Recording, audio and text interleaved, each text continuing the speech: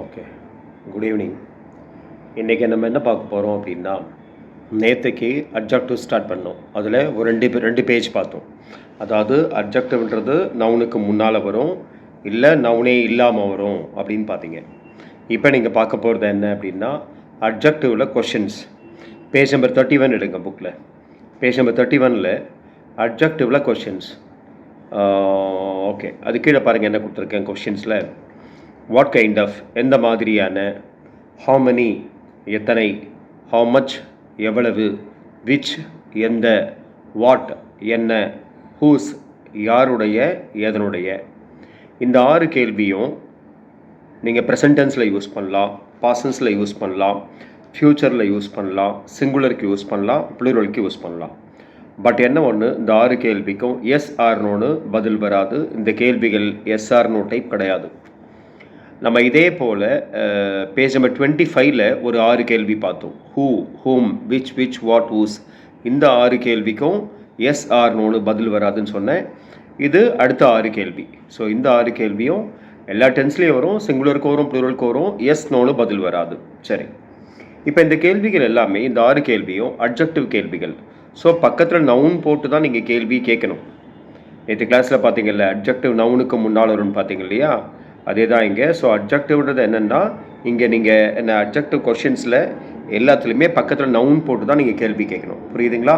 சரி, அடுத்து என்ன இருக்குது? ஓகே, இந்த கேள்விகள் நம்ம இப்போ ஒவ்வொன்றா பார்க்கலாம். ஃபஸ்ட்டு என்ன கொடுத்துருக்கேன்? What kind of. What kind of வச்சு கேள்விகள் கொடுத்துருக்கேன். What kind of animal is dog அப்படின்னா, நாய் எந்த மாதிரியான விலங்கு. What kind of king was அசோகானா, அசோகர் எப்படிப்பட்ட ராஜாவாக இருந்தார். அடுத்து what kind of boy is Suresh அப்படின்னா, சுரேஷ் எப்படிப்பட்ட பையன். What kind of people are they அப்படின்னா, அவர்கள் எப்படிப்பட்ட மக்கள். What kind of bird is ஃப்ளையிங்னா, எந்த மாதிரியான பறவை பறந்து கொண்டு இருக்கிறது அப்படின்னு வரும். சரி, அதுக்கடுத்து பாருங்கள் ஹார்மனி. இந்த ஹார்மனி பக்கத்தில் நீங்கள் நவுன் போடுறீங்க இல்லையா, அந்த நவுன் வந்து ப்ளூரல் ஃபார்மில் இருக்கணும்.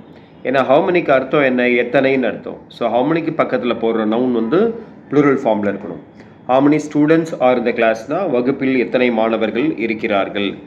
how many children are playing, எத்தனை குழந்தைகள் விளையாடி கொண்டிருக்கிறார்கள். how many books do you want, உனக்கு எத்தனை புத்தகங்கள் வேண்டும். அடுத்து how many people will comeனா, எத்தனை பேர் வருவாங்க. how many flags are in India, இந்தியாவில் எத்தனை கொடிகள் இருக்கின்றன. ஸோ பாருங்கள், நான் how many பக்கத்தில் கொடுத்துருக்க நவுன் எல்லாமே பாருங்கள் ப்ளூரல் தான். ஸோ நீங்கள் எழுதும் போதும் நான் how many பக்கத்தில் ப்ளூரல் போட்டு தான் எழுதணும். அதுக்கு அடுத்து பாருங்கள் how much கொடுத்துருக்கேன். இந்த how much இருக்கு இல்லையா, how much பக்கத்தில் நீங்கள் போடுற நவுன் வந்து எண்ண முடியாத நவுனாக இருக்கணும். அதாவது அன்கவுண்டபிள், எண்ண முடியாத நவுனாக இருக்கணும்.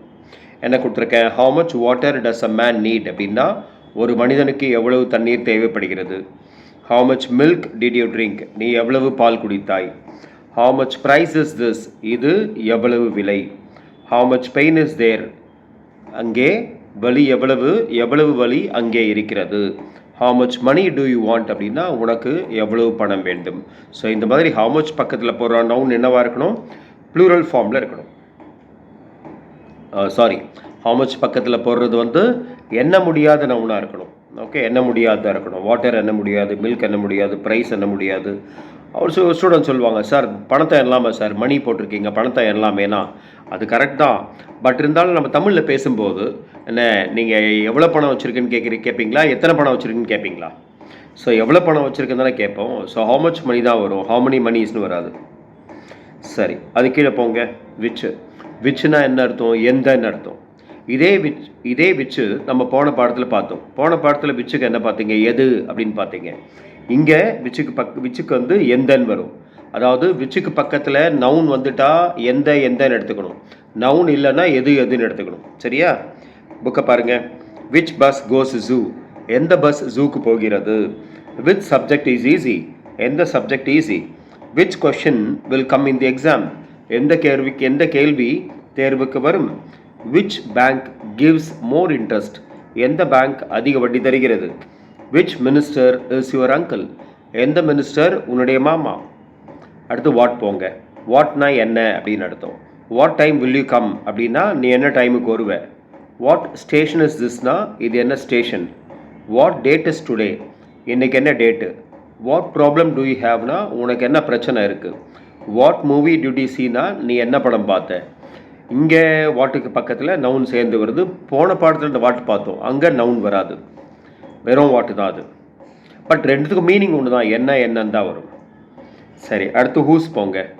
ஹூஸ்னா யாருடைய, எதனுடைய அப்படின்னு அர்த்தம். ஹூஸ் சன் இஸ் பிரபுனா பிரபு யாருடைய மகன். Whose country is India, India யாருடைய நாடு. ஹூஸ் கீ இஸ் திஸ், இது யாருடைய சாவி. ஹூஸ் மூவி இஸ் நாயகன், நாயகன் யாருடைய படம். ஹூஸ் ஃப்ளாக் இஸ் தட்னா இது யாருடைய கொடி. ஸோ இங்கேயும் பார்த்தீங்க, இதே ஹூஸ் பார்த்தீங்கன்னா நம்ம அங்கே பார்த்தோம். அங்கே என்ன பார்த்தீங்க, ஹூஸுக்கு யாருடையது அப்படின்னு பார்த்தீங்க. இங்கே ஹூஸுக்கு யாருடைய அப்படின்னு வரும். அதாவது ஹூஸ் பக்கத்தில் நவுன் வந்துட்டா அது இந்த மீனிங் எடுத்துக்கணும், நவுன் இல்லைன்னா அந்த மீனிங் எடுத்துக்கணும், அவ்வளோதான், வேறு எதுவும் கிடையாது. இதையே கூட இப்படி மாற்றலாம் பாருங்கள். கடைசி கேள்வி என்ன பார்த்தீங்க, ஹூஸ் ஃப்ளாக் இஸ் தட் அப்படின்னு இருக்கு இல்லையா. ஹூஸ் ஃப்ளாக் இஸ் தட்னா அது யாருடைய கொடி. இப்போ அந்த ஃப்ளாகை லாஸ்ட்டில் போட்டால் ஹூஸ் இஸ் தட் ஃப்ளாக், அந்த கொடி யாருடையது அப்படின்னு வரும். அதே போல் ஹூஸ் கீ இஸ் திஸ், இது யாருடைய சாவி. இப்போ அந்த கீயை தூக்கி லாஸ்ட்டில் போட்டால் ஹூஸ் இஸ் திஸ் கீ, இந்த சாவி யாருடையது. இப்போ இது அந்த ஹூஸ்க்கு போயிடும், புரியுதா. பட் மீனிங்லாம் ஒன்று தான் வச்சுங்க. ஹூஸ் இஸ் திஸ் கீனாலும் ஹூஸ் கீ இஸ் திஸ்னாலும் மீனிங் ஒன்று தான், கேட்குற விதம் தான் மாறுது, வேறு எதுவும் இல்லை. ஓகே, அவ்வளோதாங்க. ஸோ இந்த 6 கேள்வியும் நம்ம ப்ரெசன்ட் டென்ஸில் யூஸ் பண்ணுறோம், பாஸ்ட்டு ஃப்யூச்சர் எல்லாத்துலேயும் யூஸ் பண்ணியிருக்கோம். ஓகேவா. சரி, இப்போ என்ன பண்ணுறீங்க, இந்த 6 கேள்வியை எடுத்துக்கிட்டு பக்கத்தில் நவுன் போட்டு ஒவ்வொன்றுக்கும் ஒரு 5 கேள்வி. வாட் கைண்ட் ஆஃப் ஒரு 5 கேள்வி, ஹாமனிக்கு 5, how much 5, which 5, what 5, whose 5, ஒவ்வொன்றுக்கும் ஒரு 5 எழுதுங்க. எல்லாத்துக்கும் பக்கத்தில் நவுன் போடணும்.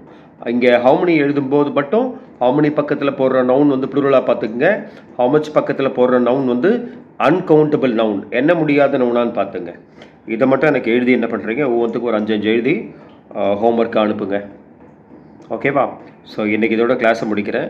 அடுத்த கிளாஸ் நாளைக்கு நம்ம டிகிரிஸ் ஆஃப் கம்பேரிசன் பார்க்கலாம்.